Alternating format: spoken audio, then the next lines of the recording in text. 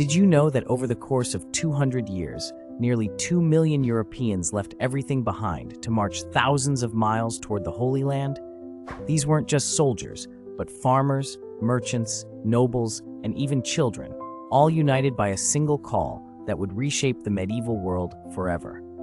Welcome to the story of the Crusades, a series of religious wars that began in 1095 and fundamentally altered the relationship between East and West.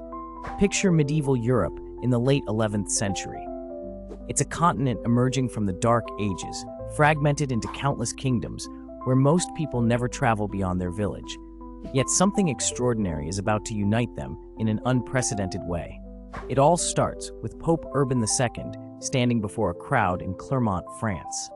The year is 1095, and his words will echo through history.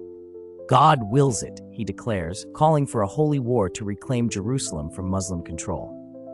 But Urban's motivations aren't purely religious.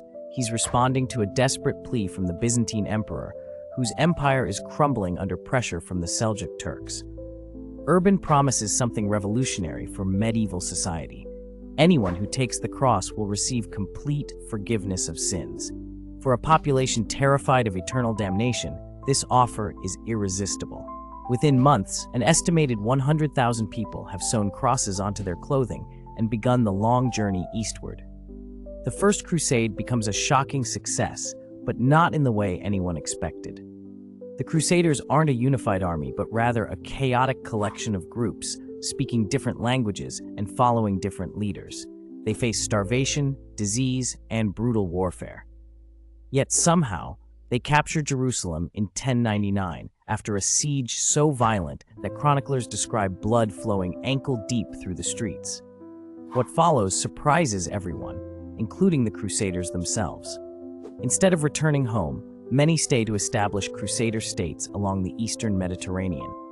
These become fascinating cultural melting pots, where European knights adopt Middle Eastern customs, learn Arabic, and even marry local women. Some Crusaders become more Eastern than Western in their lifestyle, but success breeds complacency.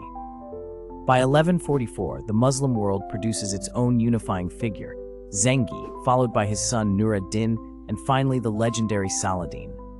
These leaders gradually reclaim Crusader territories, setting up the most famous confrontation of the entire crusading era. Enter the Third Crusade and its star-studded cast. King Richard I of England, known as the Lionheart, Emperor Frederick Barbarossa of Germany, and King Philip Augustus of France all take the cross. This crusade reads like a medieval soap opera, filled with political intrigue, personal rivalries, and unexpected alliances. Frederick Barbarossa, arguably the most powerful man in Europe, drowns crossing a river in modern-day Turkey before even reaching the Holy Land. Philip Augustus and Richard constantly quarrel, with Philip eventually abandoning the crusade entirely. Yet, Richard's military genius shines through. His victory at the Battle of Arsuf becomes the stuff of legend, but he never recaptures Jerusalem. The most remarkable aspect of the Third Crusade isn't the fighting, but the mutual respect between Richard and Saladin. These sworn enemies exchange gifts, negotiate truces, and develop what can only be described as a friendship. Saladin even sends his personal physician to treat Richard when he falls ill. Their relationship demonstrates how the Crusades created unexpected bonds across religious and cultural divides. Perhaps the most tragic episode occurs in 1212 with the so-called Children's Crusade.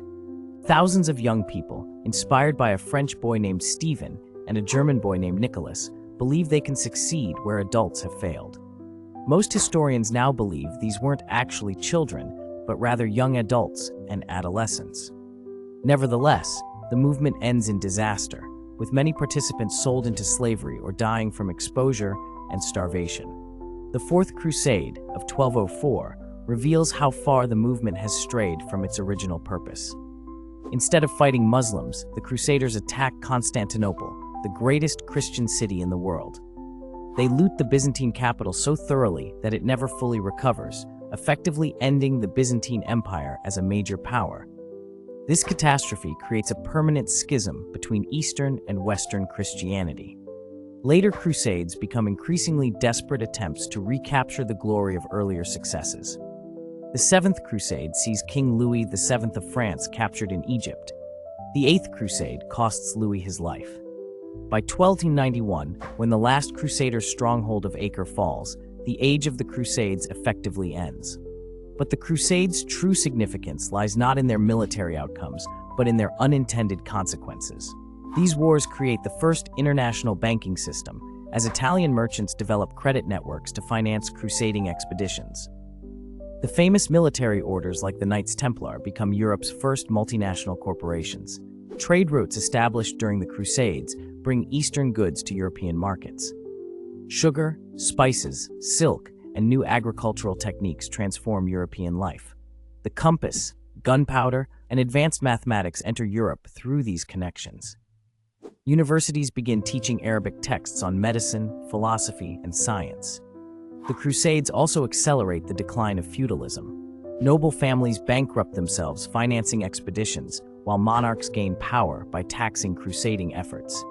The experience of traveling thousands of miles broadens medieval minds and breaks down local insularity. Perhaps most importantly, the Crusades create lasting stereotypes and misunderstandings between Christianity and Islam that persist today.